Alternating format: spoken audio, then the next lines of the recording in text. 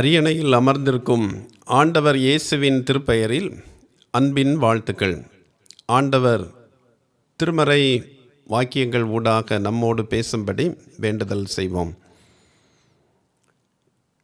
எல்லா காலங்களிலும் எங்களுக்கு துணையாக இருந்து எங்களை வழிநடத்தி வருகின்ற எங்கள் அன்பின் ஆண்டவரே, விண்ணக காட்சியின் ஊடாக நீர் எங்களோடு மிக அருகில் இருந்து எங்களில் அன்பு செய்து எங்களை வழிநடத்துகின்றீன் என்று கற்றுத்தருவதற்காக உம்மை நாங்கள் போற்றுகின்றோம். இந்த நாளிலும் உம்முடைய விண்ணக காட்சியை தியானிக்கின்ற நாங்கள் அந்த மகிமையின் அனுபவத்தை இந்த உலகிலேயே உணர்ந்து கொள்ள ஆயத்தமுடையவர்களாக, எப்பொழுதும் உமக்கு ஏற்புடையவர்களாக வாழ எங்களை பக்குவப்படுத்த நீர் எங்களுக்கு உதவி செய்ய வேண்டும் என்று இயேசு கிறிஸ்துவின் பெயரில் கேட்கிறோம் சுவாமி. ஆமேன். திருத்தூதுவர் யோவானுக்கு அருளப்பட்ட விண்ணக காட்சியில் அரியணையில் ஆண்டவர் அமர்ந்திருக்கிறார். அவரை சுற்றி போடப்பட்டிருந்த 24 அரியணைகளில் 24 மூப்பர்கள் அமர்ந்திருந்தனர். அரியணையிலிருந்து மின்னல்களும் இடிமுழக்கங்களும் சத்தங்களும் புறப்பட்டன. 7 தீவட்டிகள் அரியணைக்கு முன்பாக எரிந்து கொண்டிருந்தன. அரியணைக்கு முன்பாக பளிங்கு கொப்பான கண்ணாடி கடல் இருந்தது போன்ற காட்சிகள் 4ஆம் அதிகாரத்தில் சொல்லப்பட்டிருக்கின்றது. 4ஆம் அதிகாரத்தின் 6ஆம் வசனம் முதல் 8ஆம் வசனம் வரை உள்ள பகுதியில் அரியணையை சுற்றிலும் 4 உயிர்கள் இருந்தனர் என்கின்ற ஒரு காட்சி சொல்லப்பட்டிருக்கின்றது. இன்றைக்கு இந்த 4 உயிர்களின் இருப்பிடம், இந்த 4 உயிர்களின் அடையாளம், இவைகளின் செயல்பாடு ஆகியவற்றை குறித்து நாம் தியானிக்க இருக்கின்றோம்.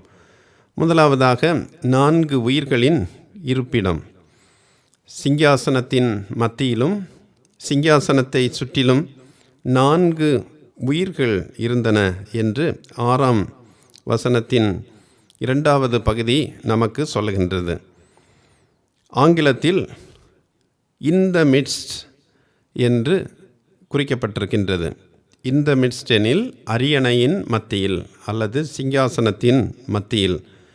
இவ்வுயிர்கள் அரியணைக்கு அருகில் ஆனால் தனியாக இருந்தன.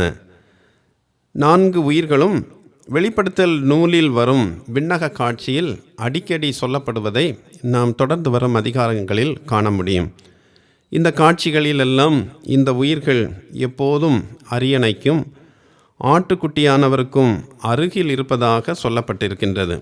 ஆட்டுக்குட்டியானவர் சொல்லப்படுகின்ற இடங்களில் இந்த உயிர்களை பற்றியும் சொல்லப்பட்டிருக்கின்றது. எடுத்துக்காட்டாக 4ஆம் அதிகாரம் 6ஆம் வசனம், 5ஆம் அதிகாரம் 6ஆம் வசனம், 14ஆம் அதிகாரம் 4ஆம் வசனத்திலும் இந்த அரியணை அருகில் இருந்த உயிர்கள் பற்றி சொல்லப்பட்டிருக்கின்றது. எசேக்கியேல் காணுகின்ற தரிசன காட்சி ஒன்றிலும் 4 உயிர்கள் பற்றி சொல்லப்பட்டிருக்கின்றது. ஆனால் அங்கே கேருபீன்களோடு தொடர்பு படுத்தப்பட்டிருப்பதை நாம் காணலாம். எசேக்கியேல் 10ஆம் அதிகாரத்தில் இந்த கேருபீன்கள் பற்றிய செய்தி சொல்லப்பட்டிருக்கிறது.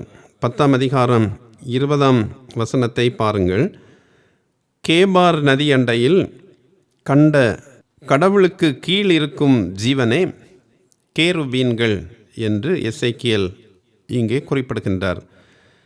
இந்த கேருபீன்கள் என்பவைகளை விண்ணக தூதர்களுக்கு ஒப்பானவர்கள் என்று இங்கே நாம் படிக்கின்றோம். சாலமோன் கட்டிய எருசலேம் ஆலயத்தில் அலங்காரத்துக்கென இந்த கேருபீன்களின் உருவம் வைக்கப்பட்டிருந்தது என 2 நாளாகமம் 3ஆம் அதிகாரம் 7ஆம் வசனம் கூறுகின்றது.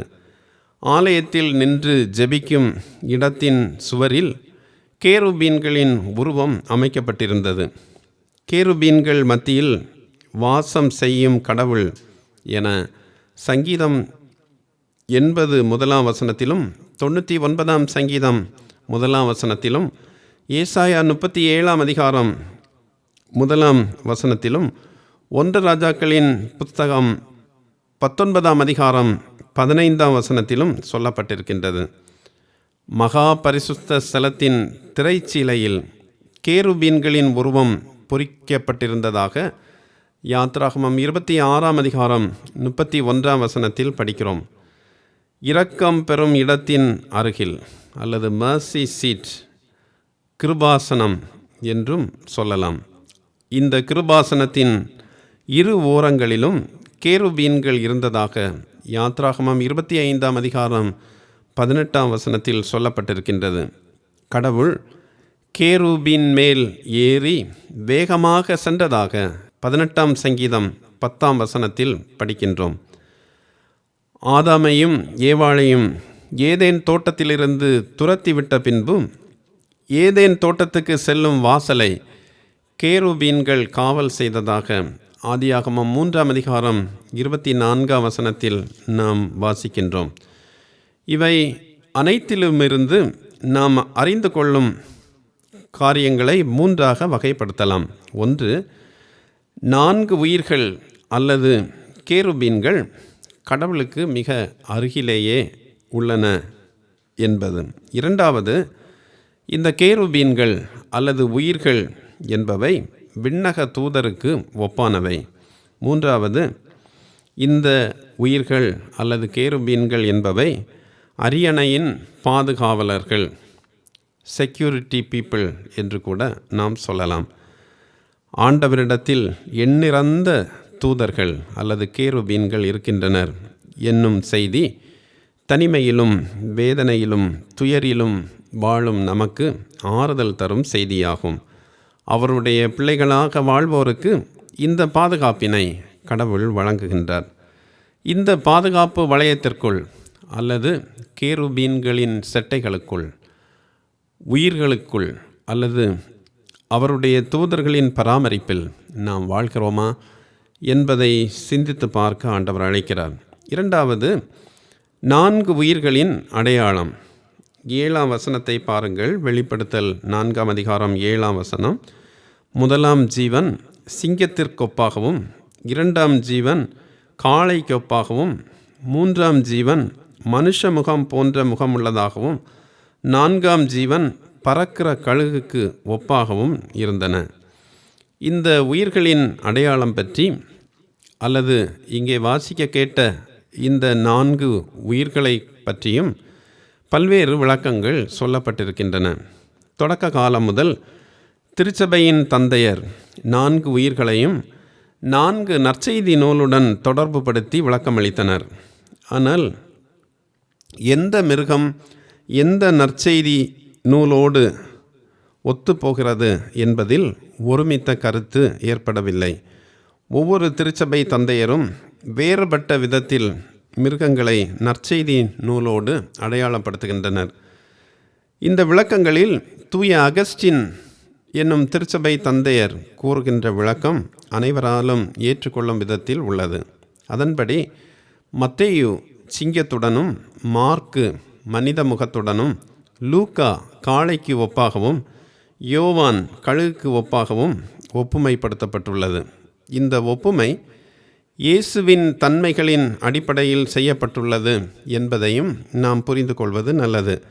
மத்தேயுவில் இயேசு யூதாவின் சிங்கமாகவும், மார்க்குவில் இயேசு மனிதகுமாரனாகவும், லூக்காவில் இயேசு அனைத்து மனிதருக்கும், அதாவது கலிலேயர், புறவினத்தவர், பெண்கள் ஆகியோருக்கு உரியவராகவும் சொல்லப்பட்டுள்ளனர் என்பது நாம் அறிந்திருக்கின்றோம்.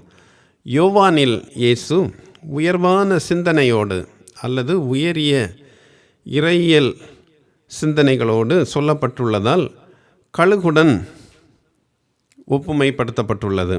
4 உயிர்களின் அடையாளம் இயேசுவின் சிறப்பு தன்மைகளை நமக்கு கற்றுத்தருகின்றன.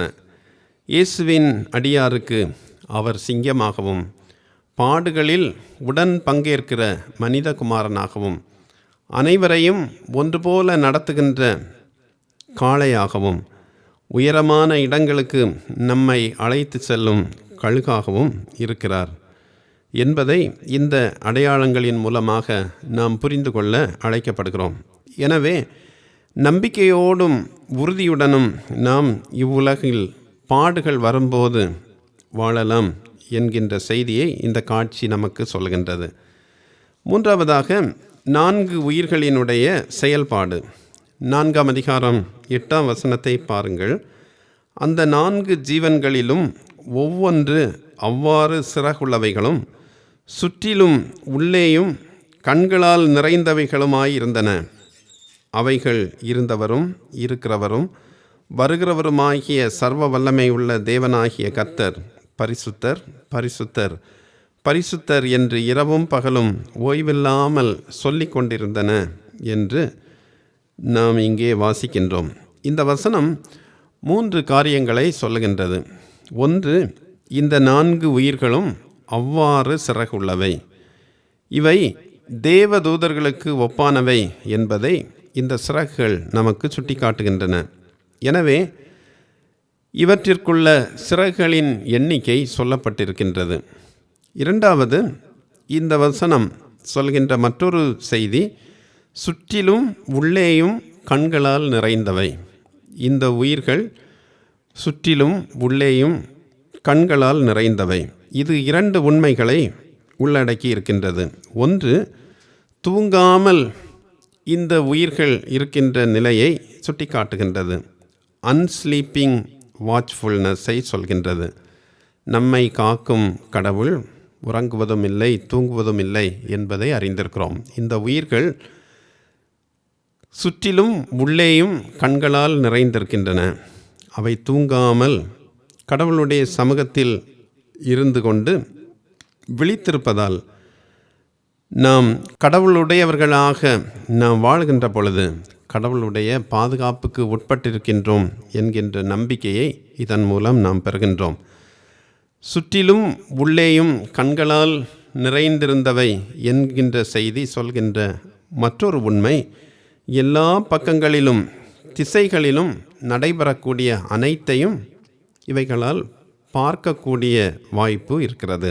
எனவே மனிதராகிய நாம் செய்யும் தவறுகள் பாவங்கள் அனைத்தும் கடவுளுடைய பார்வைக்கு உட்பட்டவை.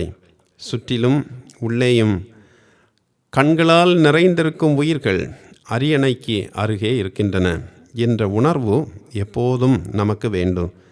எனவே அவருக்கு ஏற்புடையவர்களாய் நாம் வாழ்வது மிக மிக அவசியமானது. 8ஆம் வசனத்தின் 3வது பகுதியில் மற்றும் ஒரு உண்மை சொல்லப்பட்டிருக்கின்றது. இருந்தவரும் இருக்கிறவரும் வருகிறவருமாகிய சர்வ வல்லமை உள்ள தேவனாகிய கர்த்தர் பரிசுத்தர் பரிசுத்தர் பரிசுத்தர் என்று இரவும் பகலும் ஓய்வில்லாமல் இந்த உயிர்கள் சொல்லிக் கொண்டிருக்கின்றன என்று இந்த வசனம் சொல்கின்றது. இவ்வுலகில் படைக்கப்பட்ட நோக்கத்தை நிறைவேற்றி கொண்டிருக்கும் எதுவானாலும் அது செய்ய வேண்டியது கடவுளை துதித்தல் என்பதை இந்த உயிர்கள் நமக்கு கற்றுத்தருகின்றன. ஸ்தோயிக்கர்களுக்கும் செப்தியர்களுக்கும் இடையே நடைபெற்ற உரையாடல் ஒன்றினை பார்க்லே என்கின்ற திருமறை விளக்க உரையாளர் குறிப்பிடுகின்றார். ஸ்தோயிக்கத்தின் அடிப்படை கொள்கைகளில் ஒன்று, ஒவ்வொன்றும் கடவுள் ஒளியின் ஒரு சிறிய ஒளிக்கீறல் என்பது, ஸ்பார்க் ஆஃப் காட்.